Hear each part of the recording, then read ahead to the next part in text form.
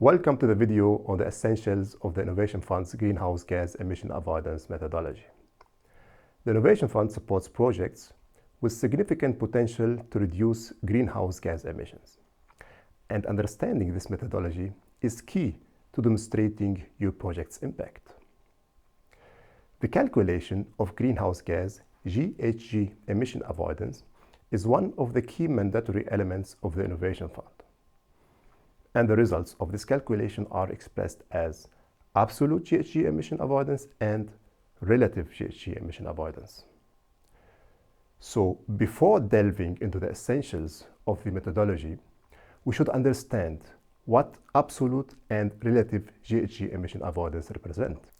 The absolute GHG emission avoidance represents the difference over a period of 10 years between all the emissions that would occur in the reference scenario, which is in the absence of the proposed project, and all the emissions that occur in the project scenario.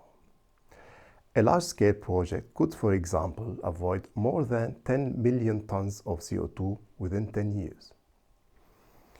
The relative GHG emission avoidance refers to the percentage reduction in GHG emissions compared to the reference scenario. The relative GHG emission avoidance must be above 50% and could be even more than 100%. And now, what are the essentials of the GHG emission avoidance methodology? The essentials are divided in three categories, which are methodological principles, data and documentation, verification and monitoring. Let's start with the methodological principle.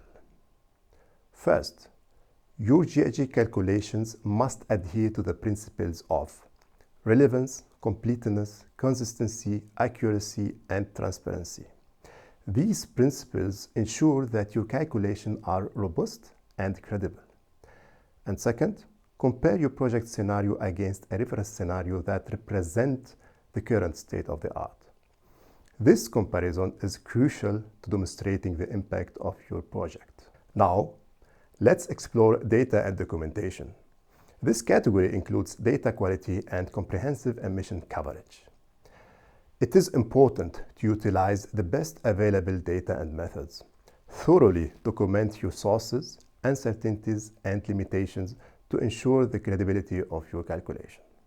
It is also important to include both direct and indirect emissions, while excluding any emission outside the project scope. This comprehensive coverage is vital for an accurate assessment. The third category is about verification and monitoring.